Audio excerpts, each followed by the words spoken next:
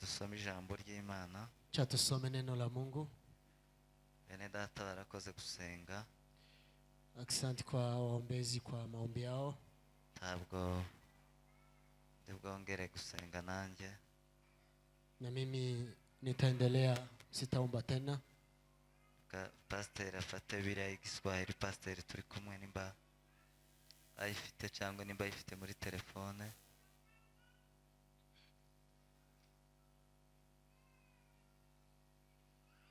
Semahoro nabo bamuhaye mikrofone hariya adufashe gusoma.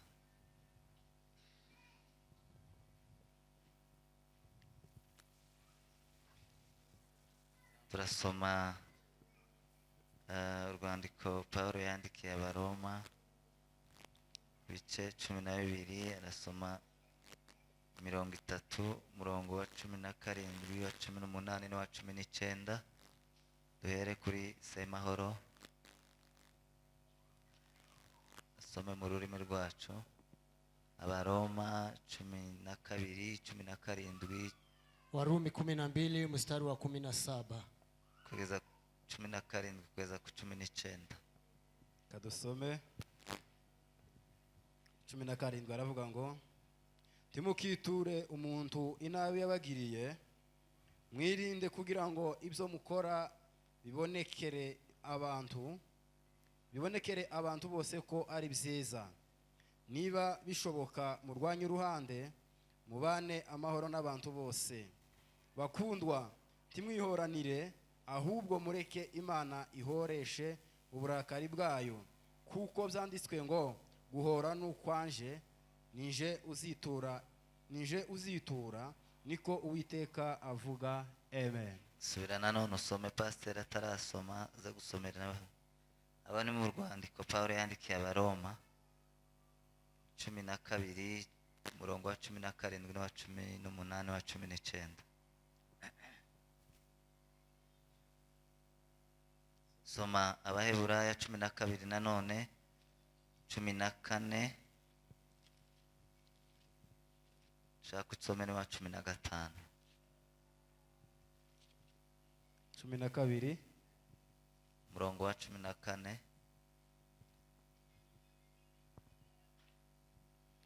avuga ngo mugire umwete wo kubana n'abantu bose amahoro n'uwo kwezwa, kuko utejejwe atazareba Umwami Imana. Mwirinde hatagira umuntu ugwa akava mu buntu bw'Imana, kandi hatagira umuzi wo gusharira umera ukabahagarika imitima, abenshi bagahumana. Komeze. Nuko Imana iguhumugisha. Pastor nawe tusome kwa lugha ya Kiswahili. Warumi sura 12 mstari wa 17 inasema, msimlipe mtu uovu kwa uovu, angalieni yaliyo mema machoni pa watu wote. Kama yamkini kwa upande wenu mkae katika amani na watu wote. Wapenzi, msijilipize kisasi, bali ipisheni ghadhabu ya Mungu, maana imeandikwa, kisasi ni juu yangu, mimi nitalipa, anena Bwana. Amen. Amen. Soma Abaheburayo igice cya 12 umurongo wa 14 na 15. Waebrania 12 mstari wa 14.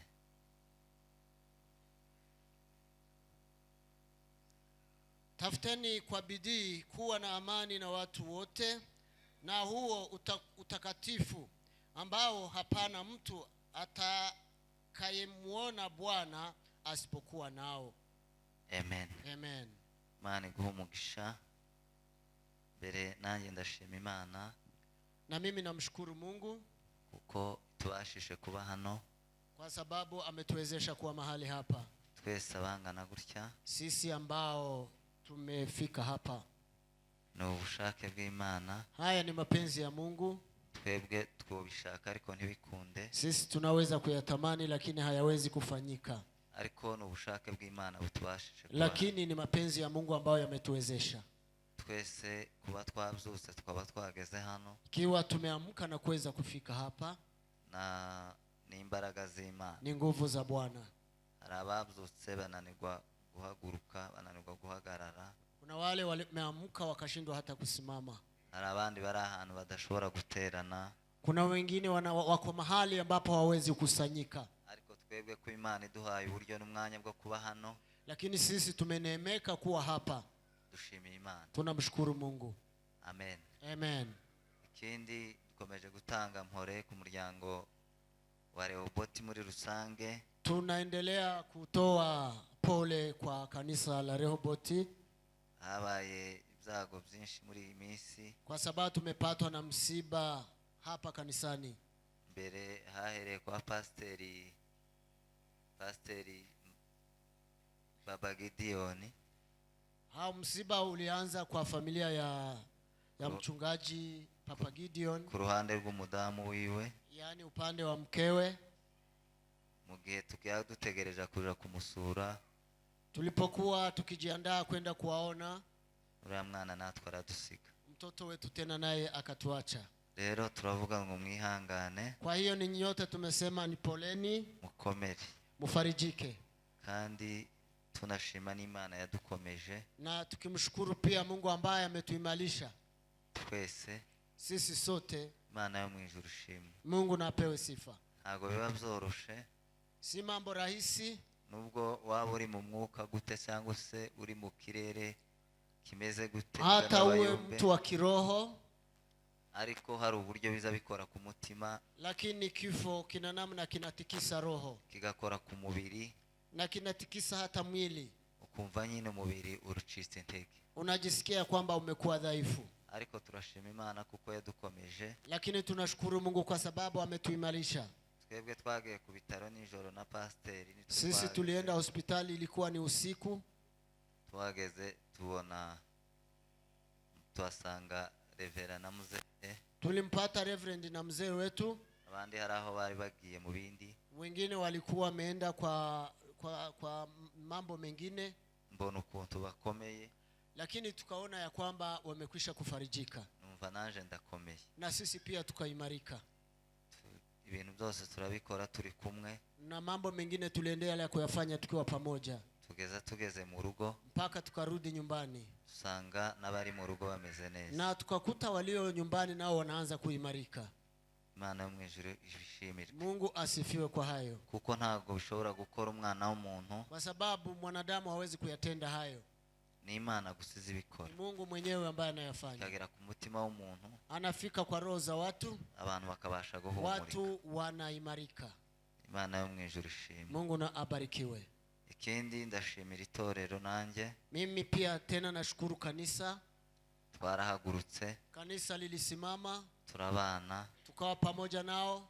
Imana yo mwijuru namwe bahumugisha. Na ninyi pia mbarikiwe na Mungu. Mukora ku bushobozi bwanyu, mulitoa kwa mapato yenu. Imana yo mwijuru bahumugisha.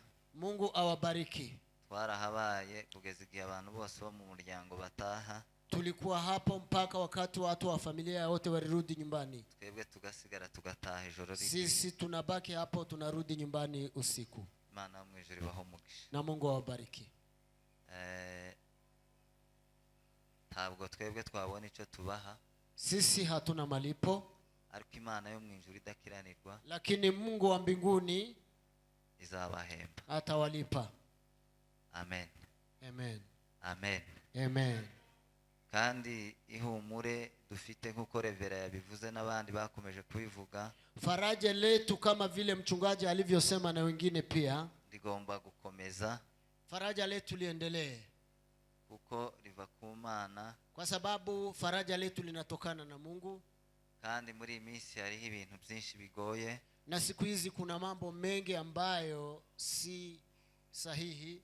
Harimo ibintu bikomereye ubwoko. Kuna mambo magumu ambayo yanafikia wandugu zetu, ukoo wetu. Dufite icyizere kuko bizorangira. Lakini tuna imani ya kwamba yataisha. Ariko nubwo bitararangira dukomeze twihanga. Hata kama haya mambo hayajaisha, tuendelee kuvumilia. Nico kimwe kigaragaza isi uko iteye. Hii ndiyo inaonyesha namna dunia ilivyo. Ubuzima bwo mu isi Maisha ya duniani itandukanye n'ubuzima bwo mu ijuru, ni tofauti na maisha ya mbinguni. kuko ubuzima bwo mu isi Maisha ya duniani habamo ibibazo nk'ibi byose tugenda kuna mambo tofauti. nubwo intambara zoshira ku isi zigahagarara, Hata vita vishe duniani, nubwo ubuzima bwo mu isi, nubwo intambara zoshira, hata vita viishe hapa duniani, ariko urupfu rwo ntirwohagarara kugeza igihe Yesu azazira. lakini kifo hakiwezi kusimama mpaka wakati Yesu atakaporudi. Kuko n'abari gupfa ubu nyine bose ntibari kwicwa n'intambara. Hata wale ambao wanafariki leo si kwa ajili ya vita. Abari n'abariri ya ruguru hari intambara, n'ahandi hari intambara. Hata huko kwetu ambapo kuna vita, kuna wale wanafariki. Hari abari gupfa gusa bishwe n'indwara. Wanakufa kwa ajili ya magonjwa na si vita. Ni ukuvuga ngo urupfu Yani ruzohagarara ari uko Yesu agarutse. Kifo itaisha wakati Yesu akirudi. Habe n'ibindi bibazo byose, Hata shida nyingine zote bizorangizwa nuko tuvuye hano ku isi tugiye mu ijuru. vitaisha wakati tutaenda mbinguni. Rero twihangane, Tuvumilie, dukomerere mu mwami. tuimalike katika Kristo. Iryo jambo ryamfashe hari umunsi muri kiriya cyumweru, Neno hili linisaidia hii last week. wa munsi ku cyumweru Pastor Jonas aribwiriza, nanjye ryari ryanyiriwemwe muri cya cyumweru Wakati Pastor Jonas alihubiri, neno hilo lilikuwa ndani mwangu. abantu twabanye hano kuwa gatandatu barabyibuka w'icyo cyumweru. Wale ambao tulikuwa nao Saturday wa hiyo wiki wanakumbuka. Kubera ko numvaga ibyo bintu abantu bagomba kubimenya bakabyihangana. Nilikuwa najisikia maneno haya watu wayavumilie. Sinobivugaho birebire kuko hari irindi numvise muri iyi minsi. Siwezi kusema maneno mengi kwa sababu kuna neno lingine ambalo liko ndani mwangu. Ijambo ry'imibereho y'umukristo muri isi. Ni neno ambalo linatokana na maisha ya Mkristo katika dunia hii. Abe n'icyo cobamwo. Na hilo nalo liko ndani hapo. Kigaragaza ubuzima n'imibereho y'umukristo. Namna maisha ya Mkristo yanavyokuwa katika dunia hii. Ariko ndagira ngo mvuge ikintu kimwe gusa uyu munsi wa none. Lakini leo ninahitaji kuzungumzia neno moja. Kuko umukristo agomba kwitwara muri isi. Namna Mkristo anastahili kujichukulia katika dunia hii. Ni uburyo bwinshi yo kwitwara. Ni namna tofauti anaweza kujichukulia ambayo yanastahili Mkristo. Rero ni byinshi. Ni mambo ni mengi. Ariko ndavuga ikintu kimwe. Lakini nitaongea jambo moja kijanye n'uburyo bwo kubana n'abandi. Ambalo ni namna mtu anastahili kuishi pamoja na wengine. Bwana Yesu asifiwe. Haleluya. Bwana Yesu asifiwe. Haleluya. Abo turi kumwe bazamure ibiganza. Pandisha mkono hapo. Turebe ko turi kumwe, tuone kama tuko pamoja. Bwana Yesu asifiwe. Haleluya. Bwana Yesu asifiwe. Haleluya. Bwana Yesu asifiwe. Haleluya.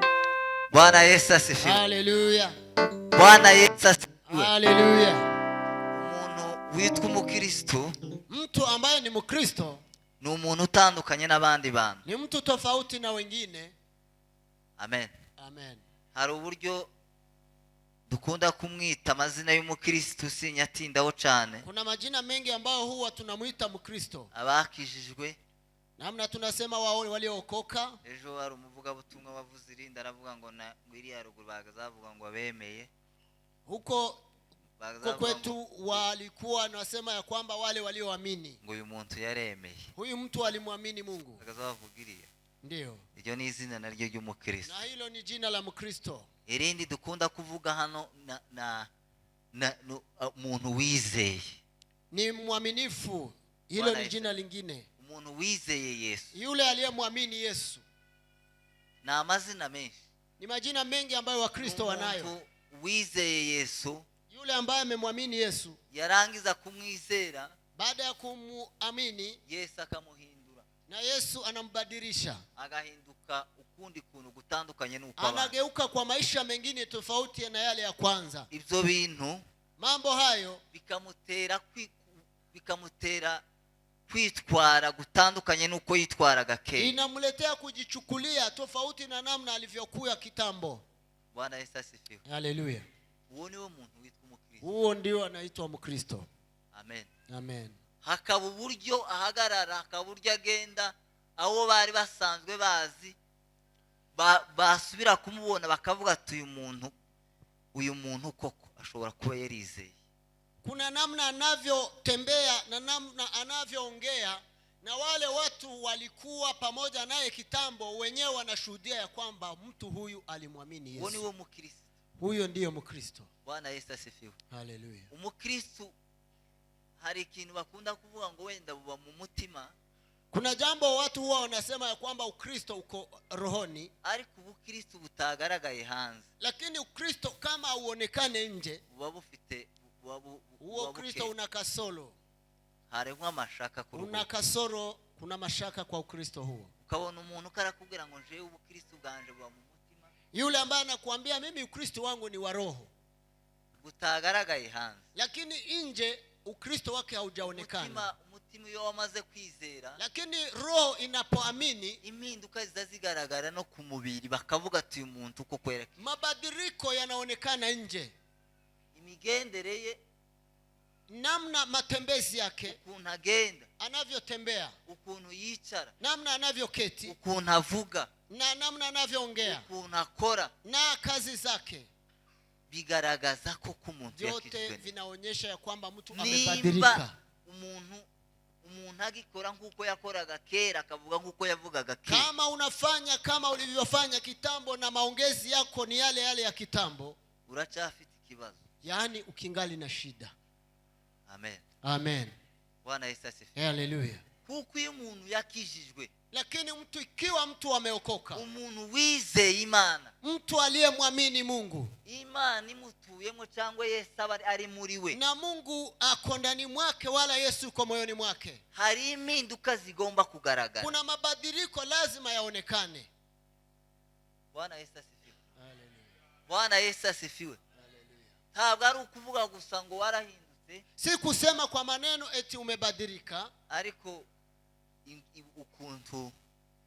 ukuntu kicitwara kumeze nka kwa kundi wari gutwara kera utara. Na ikiwa wewe unajichukulia kama ulivyofanya zamani.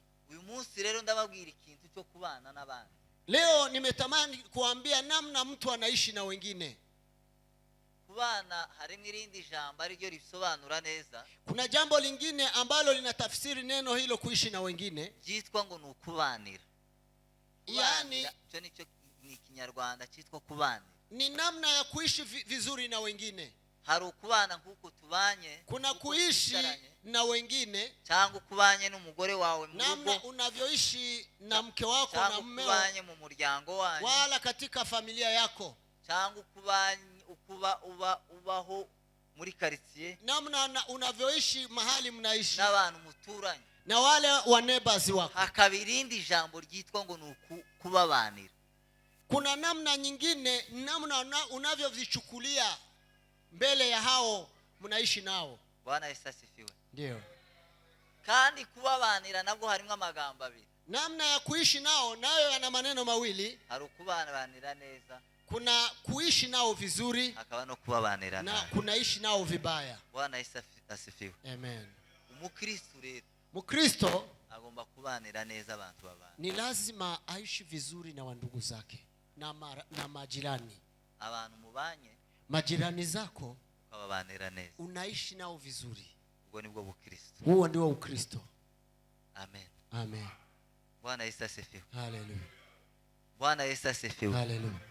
Biblia niho yatubwiye, Biblia imetuambia, yavuze ngo kubwanyu uruhande, imesema kwa upande wenu. ukonda narangi simugira ngo ndavuga umwanya, si tutasema maneno mengi, mutegereje ngo ndaza gutwara umwanya muremure, msidhani ya kwamba nitachukua muda mrefu, niko karibu kumaliza. Bwana Yesu asifiwe. Haleluya. Bwana Yesu asifiwe. Haleluya. Biblia yatubwiye ngo kubwanyu uruhande, Biblia inasema abakristo, kwa upande wenu kama Wakristo, sisi Wakristo tubane n'abantu bose amahoro. Jaribu. Bwana Yesu asifiwe. Haleluya. Bwana Yesu asifiwe. Haleluya. Ubu nyine ibintu byarakomeye, siku hizi mambo yamebadilika. abana n'umuntu, unaishi na mtu ariko ukazugenda uvuga ngo uyu muntu, lakini unaenda ukimsingizia, uyu muntu tituza duhuza. ukisema ya kwamba wewe huwezi ukaishi naye vizuri. Bwana Yesu asifiwe. Haleluya. Haba no mwitorero nkuko tubana Hapa kanisani hivi ukavuga ngo uyu muntu unasema ya kwamba huyu mtu, sinza mwiyumva, mimi sijisikii vizuri kwa mtu huyu. timuza mwumva abakristo babivuga yimwe. Si Wakristo wengi wanasema hayo? Ukabana n'umuntu, Unaishi na mtu, mukabana imyaka yose, unaishi miaka yote, ukaza ugenda uvuga ngo uyu muntu ntituza duhuza. unaenda ukisema huyu mtu siwezi kuishi naye salama, ukageza igihe mwotandukana, sijisikie huyu mtu ndani mwangu mpaka ifike wakati muachane. Bwana Yesu asifiwe. Amen. Bwana Yesu asifiwe. Amen. Bwana Yesu asifiwe. Haleluya. Umukristo wakijijwe, Lakini Mkristo aliyeokoka ugomba kugerageza, ni lazima ujaribu. ukabana n'abantu. Unaishi na watu. Uzuko hari umuntu uzuba mu ikanisa, Kuna mtu anaweza ishi kanisani ariko yarananiwe kubana n'abantu, lakini ameshindwa kabisa kuishi na Wakristo wengine kwa usalama. no ndatanga. Ukabona umuntu aricaye, Mtu akicara mu rugo, anakaa nyumbani, abantu bose baza bamusitaraho buri gihe, kila mara watu wote huwa wanakwaa kwa mtu huyo, kandi ngo umuntu, na mtu huyo ngo ni umukristo, tena ni Mkristo, ni umunyamasengesho, ni muombezi, ni umuririmbyi, ni muimbaji, ni umuvugabutumwa, ni mhubiri, kugeza no mu bapasiteri byarateye. mpaka na wachungaji. Akabona umuntu akamamushira ku ruhande ngo uyu muntu iwe, Anamwona mtu anamweka kando, akavuga ngo uyu muntu iwe ibyanje nawe, anasema huyu mimi sipatani na huyu.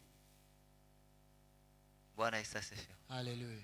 Bwana Yesu asifiwe. Haleluya. Tureke kureba ku bandi bantu tuvuge ngo uyu muntu azambanira nabi. Usianze kuwazia wengine wa neba zako eti hawa hawaishi vizuri na mimi. Wewe mu mutima wawe, Lakini wewe binafsi kwa roho yako, bimeze bite? wewe unasimama aje? Bwana Yesu asifiwe. Haleluya. Bwana Yesu asifiwe. Haleluya. Wewe kubwawe mu mutima wawe, Kwa upande wako kwa roho yako unajisikiaje? uzawumva Unajisikiaje?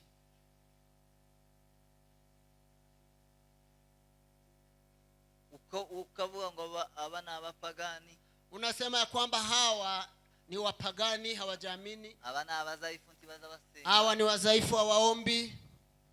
aba baraketse, Hawa tunawasingizia. ngo bari mu kumukeka musarire, Huyu anasingiziwa kitu fulani, warangiza ugahita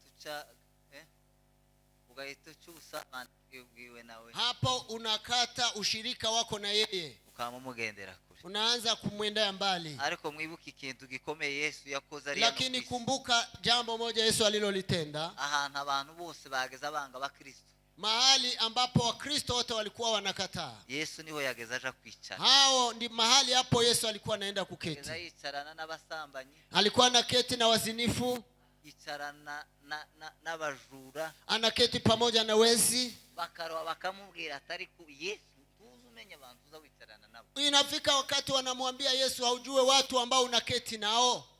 Amen, amen. Haleluya. Tuzi umenya abantu muza mwicarana. Wewe haujue wale ambao unaketi nao. Munsi umwe ngo yagiye kwa Zakayo, Siku moja alipofika kwa Zakayo, arahicara, akaketi. abantu bari aho ngaho b'abakristo, Watu wa Kristo ambao walikuwa hapo, kandi hari harimo n'abafarisayo, gantumubwire ngo katikati mwao kulikuwa Mafarisayo. bene abakristo bafashe cyane, Hao na Wakristo ambao wameimalika, bari abakristo bene abanyine nabo bashobora kubonaho amagabo. nao walikuwa ni watu ambao wana udhaifu fulani. Baravuga atari ko Yesu amenya ahantu yinshi, Wakasema ya kwamba Yesu yeye hajui mahali alipo. abona umwe yinshi kwa Zakayo, wamaze abantu, wamaze ibintu, wibye ibintu zose wabimaze. Ameingiaje kwa Zakayo ambaye ni mwizi, mtoza ushuru, ambao ameiba vitu vya wenyewe? Bwana Yesu asifiwe. Haleluya. Ariko Yesu arababwira ngo njewe niko yageza ababwira, Yesu aliwaambia, mimi jewe sinaje gushaka abazima, Mimi sijakuja kutafuta watu wazima, naje gushaka abantu bazimiye, nimekuja kutafuta zile kondoo ambazo naje gushaka zimepotea, abanyabyaha. nimekuja kutafuta wenye dhambi. Iyo mageze mu banyabyaha, Ninapofika kwenye wenye dhambi, zambona akazi kanje niho kari, hapo ndipo kuna kazi zangu, kuko niho nico cyanzanye. kwa sababu jambo hilo ndilo limenileta. Bwana Yesu asifiwe. Haleluya. Ariko nitubigizayo, Lakini tukiwaweka pembeni, ubunyine byarenzaho, mambo yakipita hapo, abantu bari mu kugendana n'abantu bafite ubushobozi gusa. watu huwa wanatembea na wale ambao wana nguvu za kipesa. Abantu bafite mu mufuka bafite hano muri Kenya ganta akazi kenshi tuba dufite abantu bafite Kuna abasponsor watu benshi, ambao wana masponsors, ahantu baza bamwe icyayi cyiza kimeze neza, mahali ambapo wanakunywa kahawa na chai nzuri. aho ngaho Hapo akaba ariho baje kwicara. hapo ndipo wanaenda kuketi. Amen. Amen. Bwana Yesu asifiwe. Haleluya. Bwana Yesu, Imana tubabarire. Mungu na atusamehe. Wa muntu udafite ubushobozi, wa muntu umeze nabi, ugasanga abantu baramwibagiwe, baramutaye mu ikanisa, Yule ambaye hana uwezo fulani, unakuta ari kanisa kure limemsahau. n'abandi bantu. Abantu bamwigije yari iriya kugira ngo Watu wamemweka kando. buhagizwa nyine habaye ibibazo bene bikomeye, n'abandi Wanaweza bantu benshi kufika hapo kwa batabaye, sababu ya shida fulani ambayo imetokea ngumu. n'abandi bantu benshi batabaye. Ikiwa wengine wamekuja hapo, Ariko kugira ngo bamwiteho bamumenye, lakini ili wamshughulikie na kumsaidia, no mu ikanisa bayicaye iri na hata kanisani anawekwa uko mbali, abambaye neza babere bakabazana imbere, wale ambao wamevaa vizuri, ambao hao ndio wataletwa kuketi mbele, abafite ubushobozi akaba aribo bahamagara, wale ambao wana uwezo hao ndio watapigiwa simu, nibo bamenya kugera no mu bashumba. hata hao ndio watakaribia pastors. Ariko hano iwacu aba bashumba bameze neza, Lakini hapa kanisani kwetu sio hivyo. abashumba bameze neza ari zose, wako vizuri. ariko hari ahandi, Lakini kuna mahali utakuta hari ahandi no kugira gusa ngo banamuhamagare bamenye uko yavyutse, bamenye ibibazo afite, tibo muhamagara kuri telefone, tibogira. uwezi kuona hata nampigia hata Mkristo amuulize umeamkaje, mambo yako aje. Ariko babandi nyine bamaze kumera neza muri buno buzima, akaba ari baguma guhamagara. Lakini wale ambao wamekwisha kuimarika kimaisha, hao ndio wanakuwa marafiki na kupigiwa simu. Iryo si itorero. Hiyo si kanisa. Amen. Amen. Ahubwo si ubukristo. Huo si Ukristo. Ubwo si ubukristo. Huo si Ukristo. No wabona wa wundi ufite intege nke zo mu mwuka, Wakiona ule ambao ni mdhaifu wa kiroho, uwo muntu bazamwigirizaho kandi huyo ndiye wanamwacha kabisa. ngo yaranebwe ngo byagenze bite. Nasema huyu amerudi nyuma, huyu amekuwa mdhaifu wa kiroho. Kandi cyo kintu Na jambo hilo, kigwije ubunebwe bukomeye mu ikanisa. hilo ndilo limeleta udhaifu sana kanisani. Nibyo biri mu gukomeza kuzana ubunebwe bukomeye. Hiyo ndio inaleta udhaifu Ibibazo kanisani bikomeye. na shida kubwa. Kubera ko ntabona umuntu umwegera, ntabona abantu bamuvugisha, abantu bose baramuhunga. Udhaifu huo unatokana kwa sababu watu hawamkaribii, hakuna watu wanakuwa karibu naye, wote wanamkimbia. Abantu bose baramutaye ntibaza bamwegera. Watu wamemwacha, hakuna hata kumkaribia. Noneho ngo yakoze ikintu kigaragara, yaguye mu cyaha kigaragara hano hanze. Ikiwa amefanya dhambi fulani hapa nje, uzubibona mu Kristo. hayo utaona kwa Wakristo. Abantu bo hanze bamuvuga, Watu wa nje huwa wanamzungumzia, zagera kuri ba bantu baziranye nawe neza, ikifika kwa wale watu wake ambao wanajuana naye, bakamuvuga ngo nubundi wanaanza kusengenya, eti hata hapo tulikuwa tumeona, nubundi niko twaje, na sisi tulikuwa hilo tumeliona. yageza yishushanya, Alikuwa yeye huwa anajifananisha, anajifanya kama yeye yageza yikora. hata yote aliyo anafanya kanisani ilikuwa tu ni kujifanya. Muri iyi si Katika dunia hii turi mu isi y'intambara, tuko katika dunia ya vita, turi mu isi y'ibibazo, tuko katika dunia ya shida, turi mu isi satani aturwanya ku manywa na nijoro. Tuko katika dunia ambayo shetani anatupiga vita usiku na mchana. Hari umuntu umwe wigeze unyandikira urwandiko ndi ku ishuri sizagwibagirwa. Kuna mtu aliwahi kuniandikia barua nikiwa shule, hiyo barua sitaisahau. Ahantu twagaza tuja muri interna tukabaye.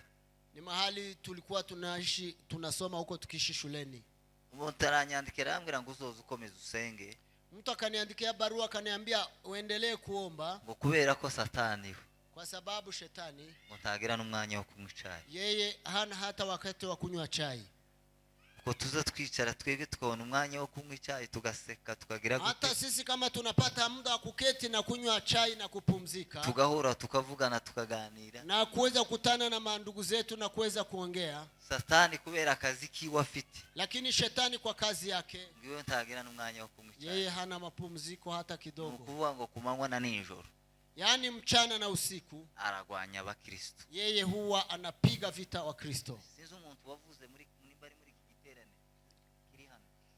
Kuna mtu ambaye amezungumza katika mkutano huu ulikuwa hapa, yaravuze ngo abakristo ngo n'abapagani ngo bafite intambara. Simwarimu harimo ijambo ntimwabyumvishe ngo n'abapagani bafite intambara ngo nkanswe twebwe abakristo duhagaze twaduse. Huyo mchungaji amesema ya kwamba shetani anapiga vita wenye dhambi. Ikiwa anapiga vita wenye dhambi, wewe mkristo itakuwaje? Wewe umukristo kuki mudatekereza kuri ico kintu? Kwa nini amuwaze jambo hilo la namna shetani anawapiga vita? Ariko lakini ni ubona umuntu afite intege nke ahantu hari hose, ukiona mtu ana udhaifu fulani, uzorushe kumwegera, jaribu kumkaribia. Huko nizo mbaraga zito. Hapo ndipo atapata nguvu za kanisa. Ni wazongera kugaruka mu kanisa akabona abantu. Hapo ndipo atarudi katika kanisa. Amen. Amen. Umukristo wakijijwe, mukristo aliyeokoka, nubwo waba uba muri society yuzuye abanebwe gusa, wowe uri umuyumbi. Hata uwe katika watu ambao ni wadhaifu, lakini wewe unaomba Mungu, uzogerageza kubabanira neza, jaribu kuishi nao salama. Hari umugabo umwe bagazuvuga ngo iwe ngo ntiyosenga ntaza sengana n'umugore wiwe, uyu mugore wavyutse gusenga agasanga asenga ngo yazabanza akamaryama. Kuna ile amesema yeye hawezi kuomba na mkewe, yani hata yeye akiomba naona mkewe anaamka kuomba, yeye hulala akamaryama ngo azamusubiza ngo azamuzanira intege, kwa sababu anaona mkewe huwa anamletea udhaifu. Ariko murumbu kandi uwo muntu umuyumbe bene nguta utazurara mu rugo imisi, yazarara mu rugo imisi mike. Ni huyo ni mtu ambayo ni muombezi, hata ulala nyumbani siku chache. Yabona umugore waravutse gusa gusenga cyangwe tugiye kuryama twakwicara ngo dusenge, yabona nawe amwicaye iruhande ngo basenge, akamaryama ngo sinosengana nawe ngo zuri umunebwe ngo usubize inyuma. Yeye usema ya kwamba hawezi kaombe na mkewe kwa sababu mkewe huwa anamrudisha nyuma kiimani. Ukamwona abantu bose muturanye n'abanebwe, ni wewe gusa wewe. Wewe unajiona ya kwamba wewe ndio unaimarika kiroho, wengine wote wamekuwa wadhaifu. Ndakubwire wo kwisuzuma neza. Ikiwa mwenyewe unaweza kujichungulia, usanga nawe ufite ikibazo, utajikuta ya kwamba una shida fulani. Ushwo mutamu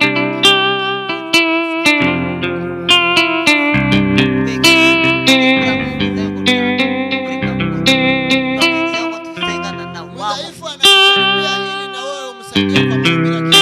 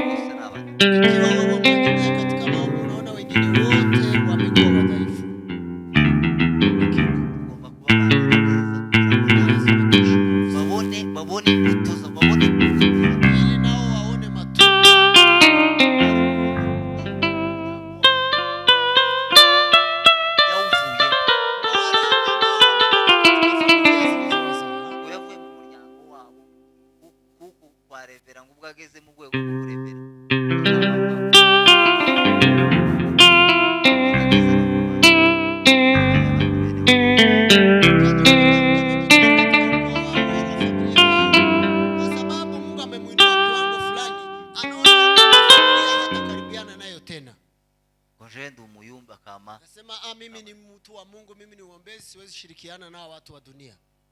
ariko Lakini tugomba kwicara ni lazima tuketi tukabana n'abantu, tuishi salama na watu wote, bakareba imirimo yawe, watu wayaone matendo yako, bakareba uburyo ubabanira, waone namna unavyoishi nao, bagahinduka nao wabadilike. ariko igihe utababanira, igihe bahora bakubona icyo gihe nta muntu wo gukurikiza habe n'umwe muri familia yako. Ikiwa wewe hauishi vizuri na ndugu zako na familia, hakuna hata mmoja anaweza kwenda katika mwenendo wako.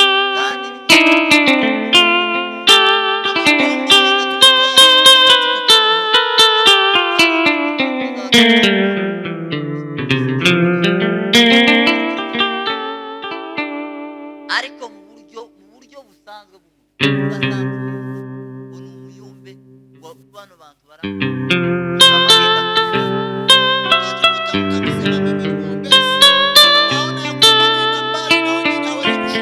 kushiriki na wengine ya kwamba yeye ni mwombezi.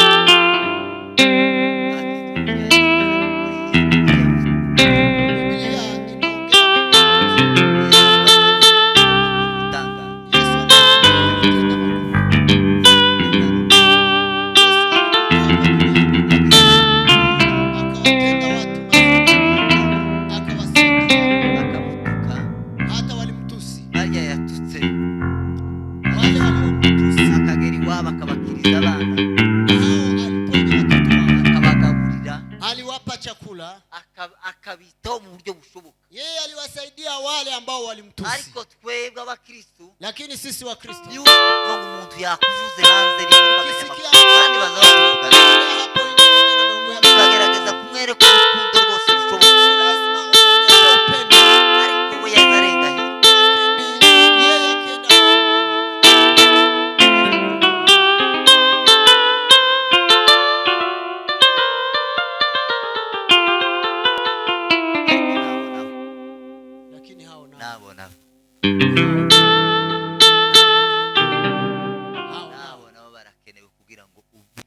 ugerageze ubere ku rukundo. Nao wanahitajika ubere ku rukundo, waonyeshe upendo, ubere ku rukundo, waonyeshe upendo. Amen. Amen. Bwana Yesu asifiwe. Amen. Hari umuntu umwe wari usanzwe ari inshuti yanjye. Kuna ndugu mmoja alikuwa ni rafiki yangu, ataba hano muri kino gihugu tuzatuvugana gusa. Noneho umunsi umwe ngo duhure, siku moja nilipokutana naye, rero yaraje ndamuramutsa, alikuja nikamsalimu, ariko muramutsa nyine turi kumwe n'abandi. Nilimsalimu tukiwa pamoja na kikundi cha wengine, turatandukana, tukaachana. Baadaye ngo buce, baadaye duhurira hano, tulikuja kukutana naye mahali pengine, ansukaho amakuru, akaniambia habari, kandi garaka yamerewe nabi, amumazemo iminsi. Iyo minsi yose alikuwa na hasira kwa ajili yangu siku hizo zote. Nagerageza kumusobanurira, najaribu kumuelezea, aruhayumva, hawezi kunisikia. Kuvubwo tangu siku hiyo network yamicika yanjye na yeye akakata network yangu na yeye, kandi we ganti yanampisha ngo ambwire ngo wenda ngo ni umuntu yamambwira neza ati kanaka niwe wambwiye. Akaniambia fulani ameniambia ya kwamba ulifanya hili na hili na hili, kandi ngo nagerageza nimejaribu kujieleza, banatanyu hakuweza kunisikia, ndamwihorera, nikamwacha. Amen. Amen. Amen. Amen. Ariko uwo muntu wabivuze, lakini huyo mtu aliyemwambia hayo sinomwanga, siwezi hata kumchukia, twohura ngo ndeke kumuramutsa, siwezi kukutana naye nisimsalimu, mbonye n'uburyo nikipata hata namna nogera no mu wiwe naenda kwake, hata tunachangia chakula tukaganira na tunaongea, kubera ko kwa sababu iki turimwo icyo twahawe kile ambacho kiko ndani mwetu tulichopewa kigomba kurenga, ni lazima tukagera kiwe banira n'abantu juu. nubwo gutuka. Hata wakutusi, hari umugabo umwe wigeze kutubwira, aratubwira ngo hari umuntu nubwo umugirira neza gute, kuna mtu ambaye hata umtendee mema tiyo kubona neza, tiyo kwishimira, hawezi tiyo bona neza kufurahia, mu buzima bwawe, hawezi ona mazuri kwa, tiyo kuvuga neza, hawezi shukuru, hawezi kusema mazuri. ariko Lakini Bibiliya yatubwiye ngo Biblia imesema kwa upande wetu tubane n'abantu amahoro. tuishi Hari igihe pamoja na abantu watu vizuri bokubanira salama. nabi bakaroba bagacafuza umutima wawe, Hata nta watu mutima wawe inafika ukarugaye, wakati wanakutendea mabaya, wanachafua roho kandi niwo yako, mugambi wa Satani, nta kindi, na hayo niyo mapenzi ya shetani, nta kindi. hakuna jambo lingine. Ukavuga ngo none uriya muntu nzangirira gutya, ngo ariko ngo nta, Unajiuliza, huyu mtu namtendea mazuri, barikiwe akanyitura inabi. lakini yeye huwa ananilipa Ni. mabaya. Izo nizo ntambara abakristo bari. Hizo ndizo vita za Wakristo. Je, wamugiriye gutya ejo bundi, Mimi niliyemtendea haya, none reba ibintu ankoreye iwe, ona sasa yale amefanya, bizogenda gute? itakuwaje? Amen.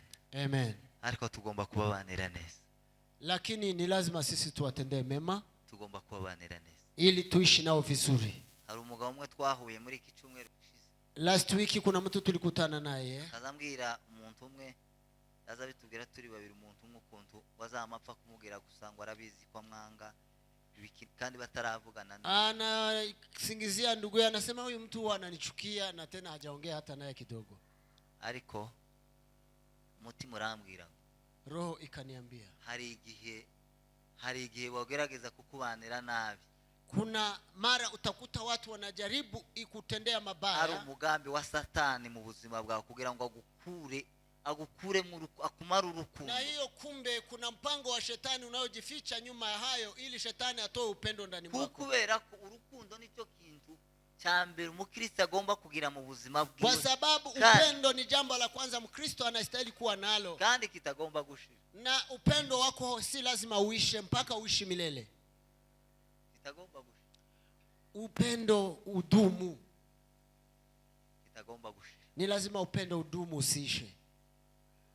Satani yoza abantu bakakoza bakomeza bakakuvuga, we wamusura atagusure, wamutelefona atagutelefone, wagira gute, Utampata mtu nampigia simu, Wewe yeye hakupigii, unamwenda kumuona, lakini hawezi fika kwako, ariko lakini iwe agakomeza kukuvuga nabi no. anaendelea kuongea mabaya kwa ajili yako. Satani afite intego yo kugira ngo Shetani ana mpango kugira ngo akumare urukundo, ili amalize upendo ndani wa mwako. muririmbyi warinze aravuga ngo ariko ibihe, Mwimbaji alisema ya kwamba nyakati, ugomba kugera ahantu ni lazima ufike mahali ukarenga ibyo bintu, uwe juu ya mambo hayo, uruke juu ya mambo hayo, ugasenga ukagera mu rwego rwo kuvuga ngo uombe na ufike kiwango. hari abantu bageze mu rwego rukomeye. Kuna watu waliomba wakafika kiwango kikubwa. Amen. Amen. Kandi bitandukanye n'ibyo abandi bantu, Ni kiwango juu ya wengine. hari umugabo umwe nawe wagazumbira akambwira ngo njiwe usinza nkenera guhura kandi umuyumbega nawe cyane, usinza nkenera guhura n'uyu muntu. Kuna mtu alikuwa ananiambia, mimi sipendangi kukutana na mtu fulani njiani, Ariko mana we, ngo iyo duhuye ngo nzana amandwara, ninapokutana naye mimi huwa nagonjeka, kandi akamambwira n'uburyo azagwara mu na anakuambia namna anavyozijisikia. umuntu w'umuyumbe, Mtu ambao ni uzi mwombezi, usenga, ambaye wizeye imbaraga anaomba, z'Imana, ambaye ni anaamini gute nguvu za Mungu. uzutinya umuntu Ni namna gani unaweza kuogopa nubwo yoba afite izo mbaraga? hata awe na nguvu za Wowe kishetani? wenda umuntu w'umunebwe da, umuntu w'umunyantege Ndio. utadusenga, Ikiwa wewe ni mdhaifu, hapo tunaweza kusikia, ariko umuntu lakini wewe muombezi mwenye nguvu, usenga, ambao wizeye imbaraga unaomba, z'Imana, unaamini nguvu za Mungu. kandi koko baje guhura akamahindukira agacindi inzira, Na Turo. anataka kukutana na mtu, wewe anapita pembeni. tugomba gusenga tukagera mu rwego tukagira ubukristo burenga ibyo bintu byose. Ni lazima tufike mahali Ukristo wetu uruke juu ya mambo haya. ugere hejuru y'ibyo bintu byose. ukristo wako uruke juu ya mambo haya. Biblia yatubwiye undi murongo twasomye ariho nsoreza. Biblia imesema kwa mstari mwingine ambao tumeongea tumalizie hapo. Biblia imesema ya kwamba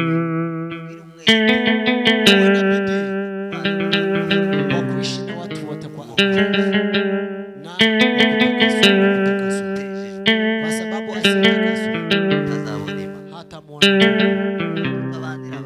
Mtu ambaye haishi vizuri na wengine hawezi kumwona Mungu.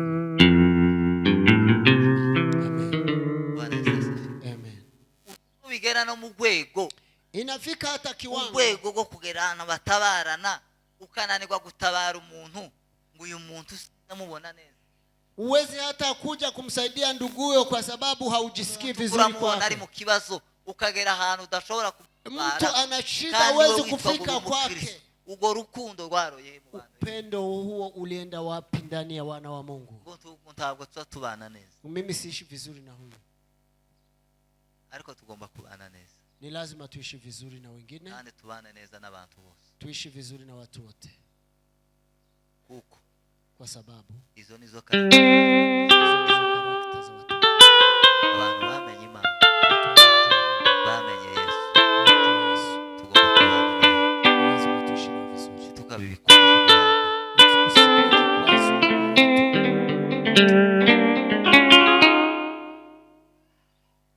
Ahantu bose bageze ngo bagusitareho, mahali wote wanafika yaani unageuka shida kwao. Hari igihe banakuvuga bakakuvuga ibintu nyine bisa na harukuri. Kuna mara kwa sababu umegeuka kikwazo, kuna mara wataongea maneno ambayo ni mazuri. Harabuzura mukanya nabo. Kuna wale utawasalimu, harabu utagomba kuramukanya nabo. Na unasema huyu siwezi kumsalimu. Harabu ugomba kwicarana nabo. Kuna wale unaweza kuketi nao. Hari n'urwego ashobora kugutelefona. Kuna mahali anaweza hata kupigia simu. Tuwitabe telefone ye. Na usichukue simu yake.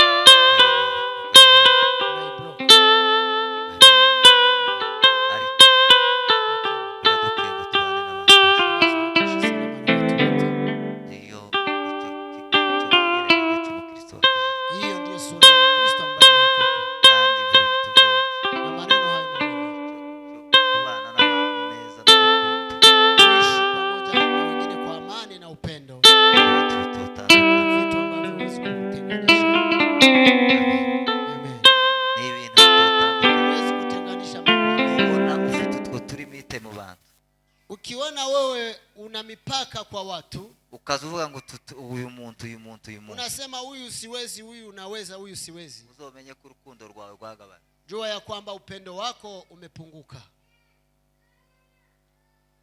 Rero ubwiza, kwa hiyo tubane n'abantu bose amahoro, tuishi salama na watu wote. Nicyo kigereranyo cy'Umukristo.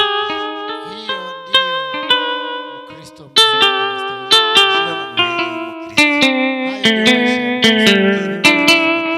Hayo ni kanuni ambazo zinamuunda Mkristo. Kuko kwa sababu iyo ukomeje kubanira abantu bakakomeza bakakubanira nabi. Ikiwa wewe unaishi vizuri na watu hata wao wakutendee mabaya, hari igihe kiza kigera bakavuga ati uyu muntu, kuna mara wenyewe watarudia waongee, uzatumuharanga, waseme huyu mtu tunamsingizia, huyu mtu tunamtendea mabaya, lakini yeye hana shida na mtu yeyote. Ariko nawe iyo muzimu winjiye muri wewe, lakini na wewe ikiwa mbegu mbaya hiyo imeingia ndani mwako, utandukaniye nabo, yaani na wewe hauna tofauti na wao. Huko niyo strategy ya Satani ikomeye. Kwa sababu hiyo ni njia ambayo shetani huwa anatumia kugira ngo igutandukanye n'abantu, ili akutenganishe na watu, igukure mu rukundo, ili aondoe upendo ndani mwako, usigare uri umuntu gusa, ili ubaki ni mtu wa kawaida. Umuntu udafite urukundo, mtu ambaye hana upendo, nta kintu biri yaravuze ngo ntaca barica imbere y'Imana. Biblia inasema huyo hafai mbele za Mungu. Nta kintu abarica, huyo si hafai hata uongee ndimi. Kwa sababu mtu amekutendea mabaya na wewe umlipe mabaya. Imana yonyine niyo mutama. Biblia inasema Mungu mwenyewe niyo uzichimanzi kavuga ngo uyu muntu ndiye mwamuzi katika kesi zote. Ese muzamungira ngo tubayeho kubera ko twebwe dufite imbaraga zo kwirwanira no kwirinda. Unadhani ya kwamba tunaishi kwa nguvu zetu ambazo zinaweza kutulinda na kujipigania? Umuntu uturinda Kuna uturarira yule kuzo. anatulinda na Twebwe kutupigania. icyo dusabwa ni ukumusenga gusa. Kile tunahitaji kwake ni Akatulinda. kuomba ili yeye mwenyewe atulinde, Akaturinda, atulinde akaturwanirira, na kandi atupiganie azadutsindishira. na muri anatushindia. Yesu niho Katika harimo Yesu ubutsinzi buzima, hapo ndipo niho kuna harimo ushindi imbaraga n'ubushobozi. na kuna nguvu. Bene data, muve muri Ndugu ibyo. zangu, acha Tubane katika na mambo nibwo hayo mukristo. tuishi na watu Iyo wote umuntu kwa ambwiye amani. ngo jewe uyu muntu ndamwanga, Mtu akiniambia mtu huyu namchukia, kandi ayibwira ngo ni umukristo, na tena huyu anaongea hayo akiwa Mkristo, umuntu ntituza duhuza huyu mtu siwezi kuwa pamoja naye kubera ko yangiriye gutya kwa yangiriye. sababu amenitendea haya na haya na haya, Nawe nta buryo ufite, ariko na wewe hauna namna iyo nyingine. nabi wowe imugirira, nawe umugirira umukorera nk'ibyo. Huyo yani na wewe unaweza kumlipiza mabaya. Ubonye uburyo nawe Ukiwa umepata namna, hata na wewe unaweza kumlipa mabaya. Imana tubabarire, Mungu na atusamehe, kubera ko kwa ubwo sababu si ubuzima, si imibereho y'abakristo. hayo si maisha ya Kikristo. Imana ibaho umugisha, Mungu awabariki. kadusoze kubera impamvu z'umwanya. Acha tutamatishe kwa sababu ya masaa, Dusubize umuyobozi wa gahunda umwanya, tumrudishie kiongozi wa program, ariko reka dusenge lakini acha tuombe Mungu kugira ngo buri muntu wese ili mtu yoyote yigere kuri iryo jambo, nao usimame kwa mzani wa neno hilo aryipimeho, na ujipime, yumve aho urwego rwawe rugeze. uone ya kwamba umesimama wapi. Abantu bakibitse inzika Watu ambao wakingali na chuki ziriya hirya, abantu baba ya mambo yaliyopita kitambo, urebe nk'imyaka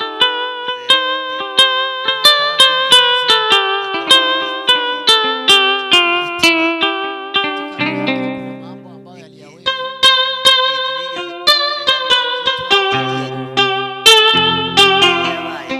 maana nimeishi zamani, akaba kibitse yaliyaweka roho buriya ya mabaya.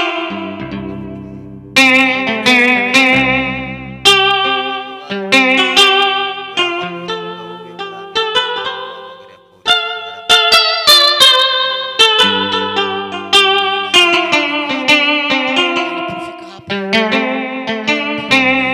akamwambia, nitakuitia polisi kwa sababu tulipokuwa tukingali huko Kongo kuna siku ulinichapa. hari umunsi wankubise urushingo ndimo kumva nk'imisonga yabo. Iyo misonga iri Hata mu naendelea mutima, kusikia hata maumivu, iyo misonga iri mu mutima, ntabwo yaani iri maumivu hayo si kwa mwili, ni kwa roho.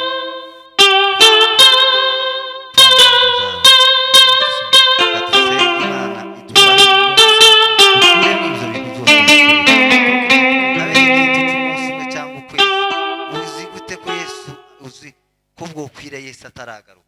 Hata siku moja, hata mwezi, si lazima uweke mambo ndani ya roho yako mabaya, kwa sababu Yesu anaweza kurudi saa hiye. Yoza none cyangwa Naweza kuja leo wala kesho. wogapfuye umunsi Ikiwa cya kintu kikiri unafariki umutima. leo na kile kitu kingali rohoni mwako. Katuse Mana, mu izina rya Yesu Kristo,